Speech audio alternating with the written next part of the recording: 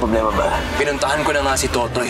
We both lost our fathers. Pero nagawa pa rin niya akong pagbintangan sa pagkamatay ng tatay niya.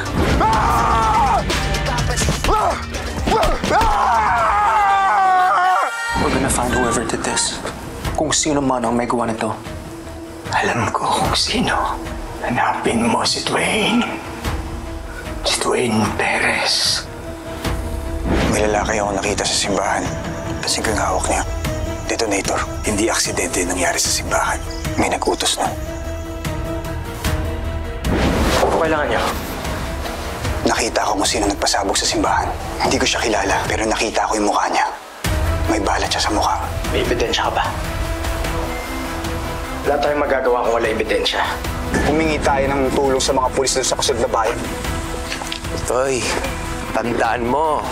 Grabe din ang mga galamay ng mga doon. Sa tingin mo ba walang makakakilala ng mga pulis doon? Ang dami kakilala nun, no? Humingi tayo ng tulong sa kasunod na bayan. At sa susunod pa. Basta hindi tayo titigil hanggat hindi natin mahanap yung lalaki na may balat sa mukha. Si Totoy ba to? Nakikialam sa investigasyon sa simbahan. Akong bahala.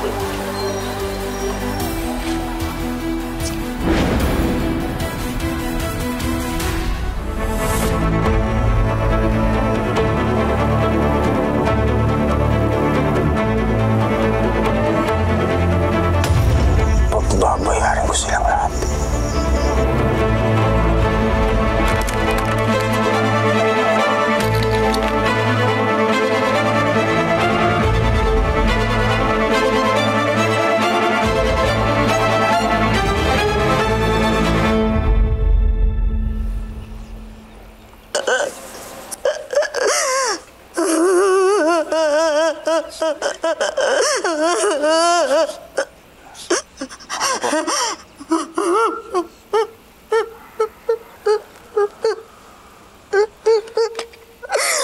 Gagraduate na sana yung anak ko.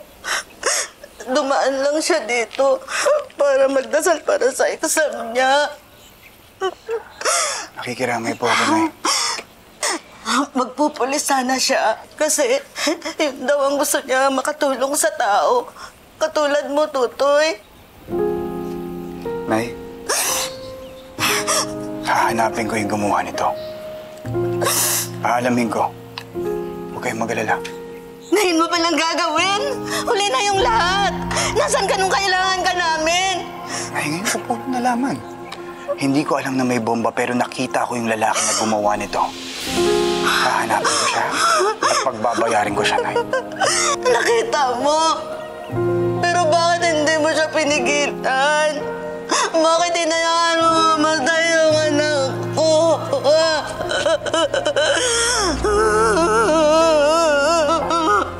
Nay, di naman ho kasalanan ni Toto yun. Lahat po tayo dito, biktima. Pero di ba siya yung tagapagtanggol sa lugar na ito? Siya ang bayani sa Puok Paraiso.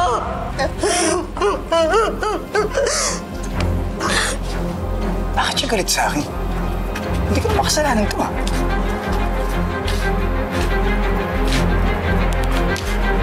Hayaan mo na muna to. Siyempre, napatayin din yung tao, di ba? Sakit yun.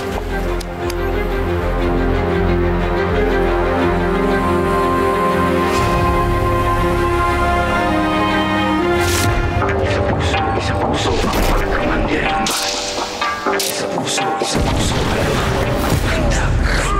Ilabas sa mga kalasag, huwag ka karagarag humandang pumalag. Hindi mo ba nakikita yung mga nasa laot? Mga palang ay nagdala-dala yung mga salot. Mga katawan na katapalapakan. Wala tayong labang kukawa sa kawal. Pero pa, sama-sama natin palibutan. Iwan ko na lang kung hindi sila kilabutan. Patalas yung mga panamalaraw. Sumigaw mo kayo kahit kumalaw. Siya ang inaso. Kapag kanilang balikin, malaki ng palaso.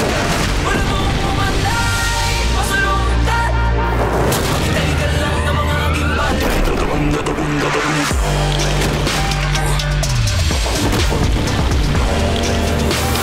Susunod kayo na mapulong. Dahil puso man dirig ba, di papakutsa, di papapukong.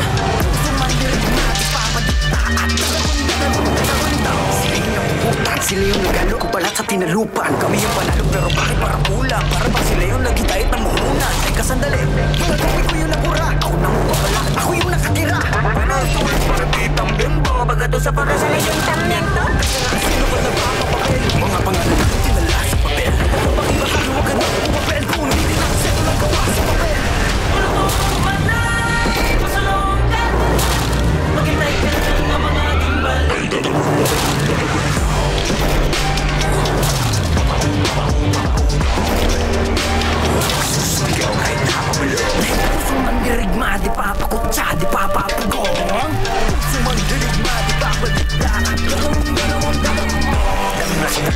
May mga buhay na wala sa pagkapi, mga bayan hindi mailibig mga labi. Pero may dalawang nobel ang nakapuko na mithi. Pagdating ng bukang liwayway sa wakas ay nakaiwawagay-way na rin at nagong bituin at isang araw. Sa wakas tayo rin nakaisang araw. Pero di na nila mamalaya, meron na palang ugnay. Magpalit ka mayaman na nako na hindi mo pa nakikita yung mga nasa laot. Bago bakot na rin pala yung mga salo.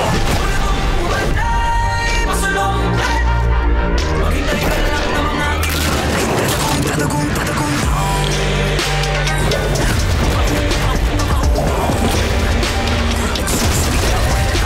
dahil puso mandirigma, di papakutsa, di papapugong. Puso mandirigma, di papadikta.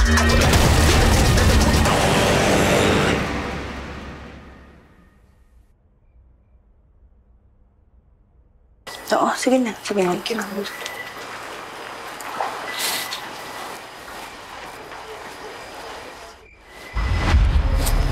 Dwayne, saan ka galing? Buong araw kita tinatawagan pero hindi ka sumasagot.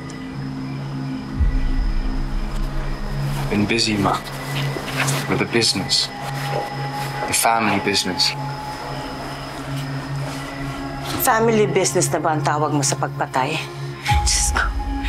Dwayne, ano bang pumasok sa isip mo? I had to do it, Ma. Kabayaran to ng mga Kastilyo. Hindi kita pinalaki para maging mamamatay tao. Ate, tama na.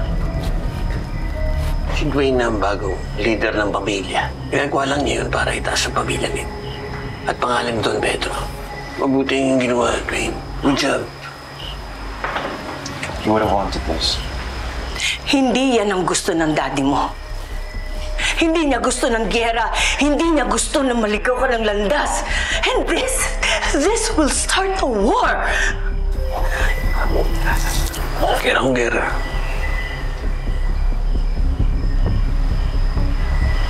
We're not backing down.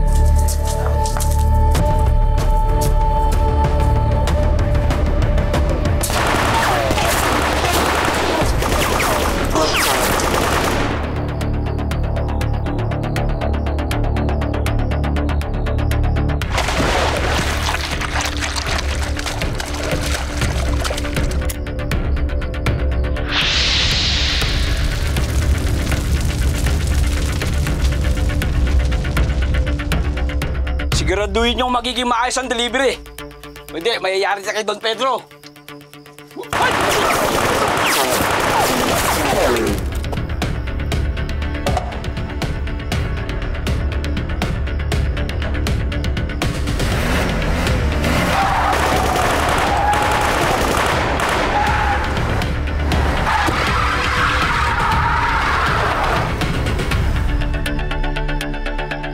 Tauhan ng mga Perez yan.